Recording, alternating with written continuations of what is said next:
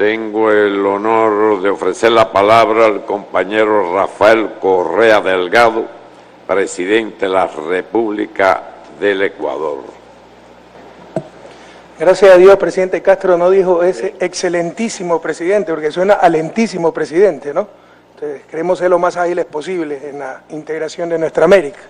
Bueno, un fuerte abrazo a todas y a todos, a usted, comandante Raúl Castro, presidente pro tempore de la CELAC, presidente de Cuba, anfitrión de esta reunión. Muchas gracias por la organización de este evento, por su invitación. A través suyo, muchas gracias al pueblo de Cuba, que siempre nos recibe como hermanos. Un abrazo a las señoras y señores jefes de Estado y de gobierno de los países miembros de la CELAC, a las señoras y señores primeros ministros de los países miembros de la CELAC, señoras y señores representantes de organismos internacionales, señoras y señores cancilleres de los países miembros de la CELAC, señoras y señores coordinadores nacionales de los países miembros de la CELAC, señoras y señores miembros de las delegaciones presentes, señoras y señores embajadores acreditados en la República de Cuba, señores representantes de los medios de comunicación y sobre todo un inmenso abrazo fraterno a las hermanas y hermanos latinoamericanas y latinoamericanos y del Caribe. Estimados colegas, queridas amigas y amigos, uno de los más grandes hijos de esta bella tierra, hoy celebramos el día de su nacimiento, José Martí, expresó con palabras sencillas la esencia de lo que nos congrega hoy aquí. Cito: los hombres se dividen en dos bandos, los que aman y fundan, los que odian y deshacen. Estoy seguro que todos los presentes son de los que aman y fundan. Aman el sueño de los libertadores y fundan esta patria grande. También en voz alta pienso con tristeza que hoy faltan aquí dos de los más grandes entre aquellos que aman y fundan, nuestros queridos Néstor Kirchner y Hugo Chávez, luchadores incansables de este sueño que hoy, y como más grande homenaje a sus memorias, ya no tiene retroceso. Y aunque es histórico el camino recorrido, muchos de mis colegas lo han mencionado, la frase de Martí inevitablemente me hace pensar que nuestra lucha no ha estado exenta de aquellos que odian y deshacen. Por irrisorio que parezca, a pesar de que transitamos ya la segunda década del siglo XXI, vemos con pesar, como cosa cotidiana, que las expresiones colonialistas no han desaparecido, a pesar de que ya han transcurrido más de 200 años del primer grito de independencia de nuestros pueblos, montados en carabelas. Es el imperio del capital y una de sus principales extensiones, los monopolios privados de la comunicación, armas de destrucción masiva de la verdad. Es el ONGcismo financiado desde el extranjero, que pretende reemplazar a nuestros estados e imponernos sus visiones e intereses. Es un orden mundial no solo injusto, sino inmoral, donde los dobles estándares cunden por doquier y todo está en función de la conveniencia del más fuerte. Por falta de tiempo en esta intervención me voy a enfocar en plantear los problemas. Sin embargo, aunque las soluciones se derivan del propio análisis, en cada uno de estos problemas planteados, Ecuador tiene propuestas muy concretas. Hace algunos días, queridos colegas de la Comunidad de Estados Latinoamericanos y del Caribe, tuvo lugar la tercera conferencia de los Estados parte de la Convención Interamericana de Derechos Humanos en Montevideo, donde 18 de nuestros países trabajaron para procurar la universalidad de la Convención Americana sobre Derechos Humanos, además de buscar un funcionamiento más coherente, equilibrado y justo de sus relatorías. ¿Cómo podemos confiar en un sistema interamericano de derechos humanos financiado en su mayor parte por un país que no ha ratificado el Pacto de San José, sustento del sistema? Y en segundo lugar, por países europeos, es decir, que están fuera del sistema interamericano. En otras palabras, pagan para controlar a los demás. ¿Bajo qué lógica hemos permitido que se ignore el principio de igualdad jurídica y universalidad, hasta el punto de herir, quizás hasta mortalmente, la legitimidad del sistema interamericano en su conjunto. ¿Cómo podemos admitir que la sede de la Comisión Interamericana de Derechos Humanos, CIDH, se encuentre en un país que no ha ratificado el Pacto de San José y que el 29% de los funcionarios de dicha comisión sean de esa nacionalidad? ¿Por qué los privilegios que tiene la supuesta Relatoría de Libertad de Expresión, una única relatoría con carácter especial, sobre las otras 8 relatorías? ¿Significa acaso la supremacía de este derecho sobre los otros derechos políticos, civiles, ambientales, económicos, etcétera, o tan solo la supremacía del capital detrás de los medios de comunicación? Que nadie se engañe, el lobby mediático tal vez es el más fuerte del mundo y mantiene sus medios, sus ONGs, incluso sus relatorías, bajo el simpático, entre comillas, principio de que pueden mentir, manipular, hostigar sobre todo a los gobiernos progresistas, que son un peligro para su poder y sus negocios, pero que nadie los puede cuestionar a ellos, o será un atentado a la libertad de expresión. La libertad de prensa es confundida con la libertad de empresa, pero lamentablemente la mercancía transada no es una simple corbata, sino un derecho, la información. Para ellos, la antología de la libertad de expresión es CNN. Están en su derecho. El problema es que creen que sus valores deben ser valores universales.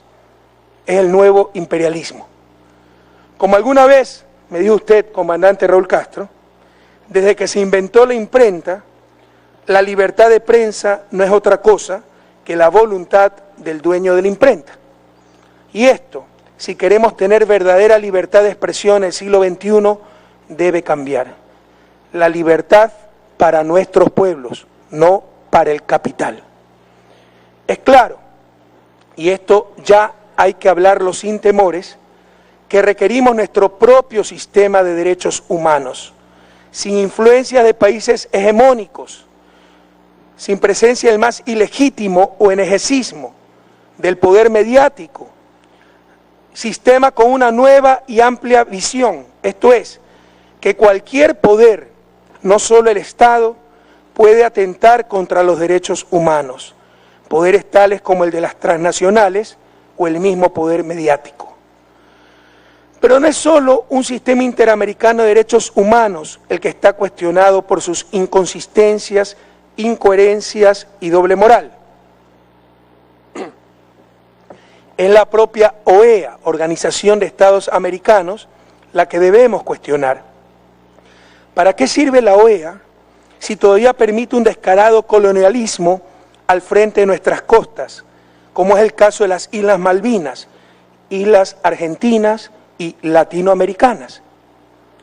¿Cuál es el rol de la OEA en nuestra nueva América si no solo permite, sino que incluso tiene su sede en el país del criminal bloqueo a Cuba, que rompe toda la carta fundacional de la OEA, el derecho internacional y los derechos humanos?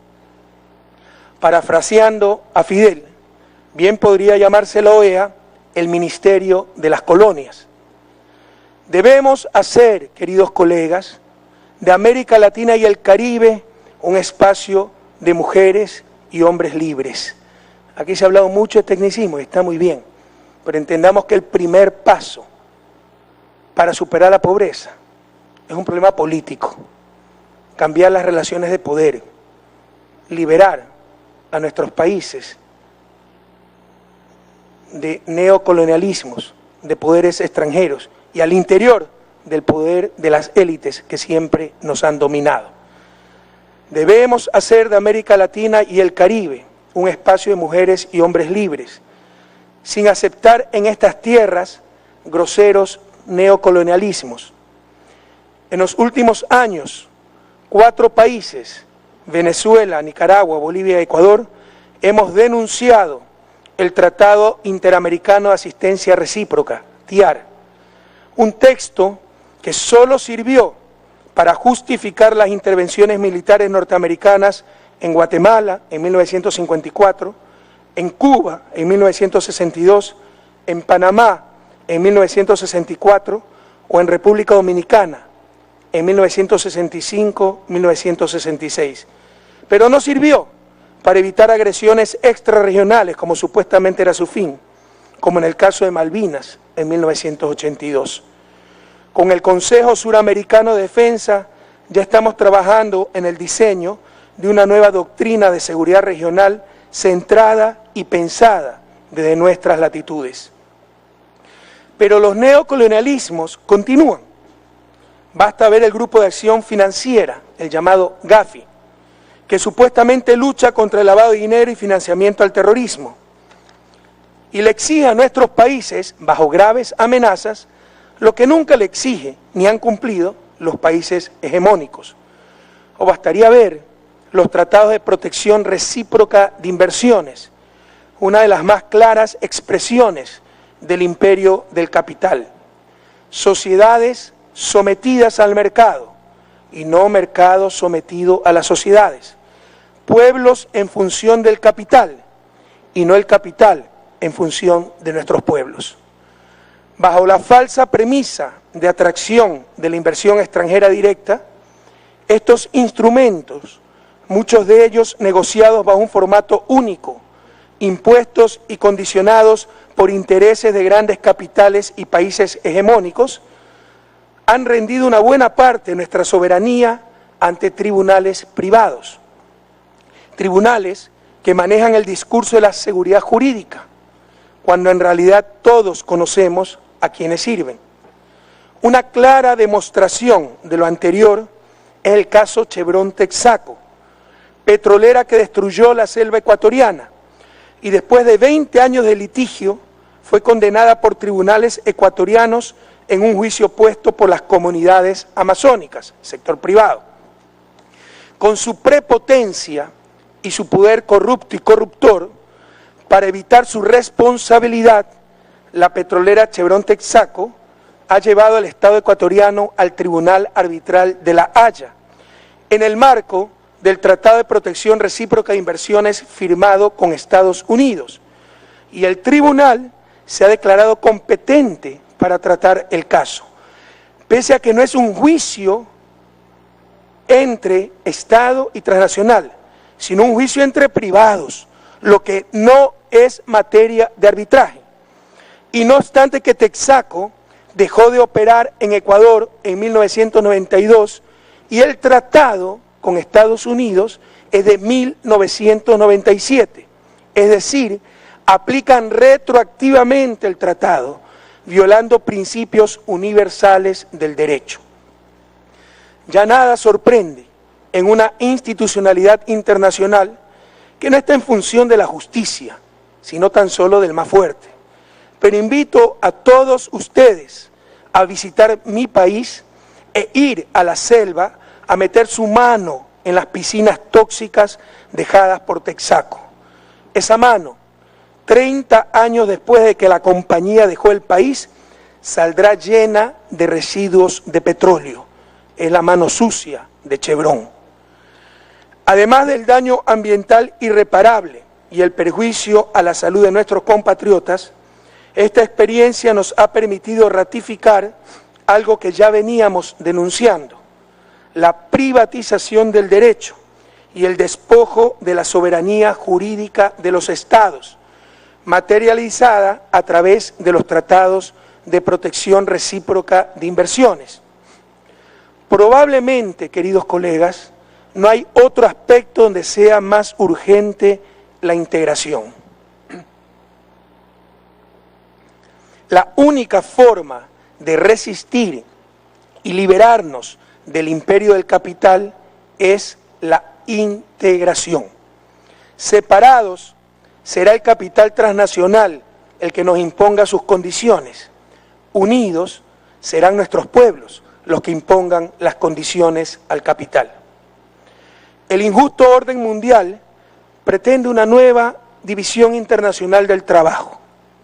Ellos produciendo conocimiento, bien que generalmente es de fácil acceso una vez creado, por lo cual se ponen barreras institucionales, es decir, patentes, para que su acceso, su disfrute, no sea gratuito. Nosotros, produciendo bienes ambientales para uso de los contaminadores globales, y ni siquiera se logra extender el Tratado de Kioto.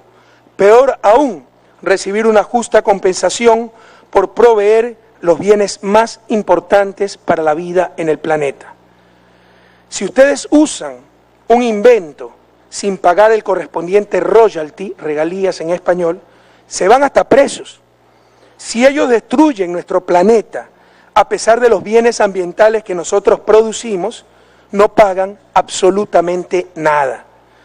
Y mientras tanto, estamos llenos de sus ONGs que buscan imponernos lo que nunca hicieron en sus países, que buscan que no aprovechemos soberanamente nuestros recursos naturales por la mencionada nueva División Internacional del Trabajo, ellos produciendo bienes y servicios de alto valor agregado, nosotros produciendo bienes ambientales de libre acceso. Y pretenden hacernos creer que la miseria, sobre todo la de nuestros pueblos originarios, es parte del folclore, cuando es el más grande insulto a la dignidad humana y el imperativo moral de nuestra época. La integración, queridos colegas, debe servir también para proclamar con firmeza y convicción el derecho a vencer la pobreza usando soberanamente nuestros recursos naturales. Mucho de lo que brevemente, por cuestiones de tiempo, he propuesto son verdaderas revoluciones. Así que permítame terminar nuevamente agradeciendo su gentileza, comandante Castro, la hospitalidad como es costumbre del pueblo cubano, desearle el mejor de los éxitos a Laura Chinchilla, que el próximo mes de mayo deja la presidencia de Costa Rica. Permítame terminar citando al comandante Fidel Castro. Revolución es sentido del momento histórico, es cambiar todo lo que debe ser cambiado, es igualdad y libertad plenas, es ser tratado y tratar a los demás como seres humanos, es emanciparnos por nosotros mismos y con nuestros propios esfuerzos, es desafiar poderosas fuerzas dominantes dentro y fuera del ámbito social y nacional, es defender valores en los que se cree al precio de cualquier sacrificio, es modestia, desinterés, altruismo, solidaridad y heroísmo, es luchar con audacia, inteligencia y realismo, es no mentir jamás ni violar principios éticos, es convicción profunda de que no existe fuerza en el mundo capaz de aplastar la fuerza de la verdad y las ideas. Muchas gracias.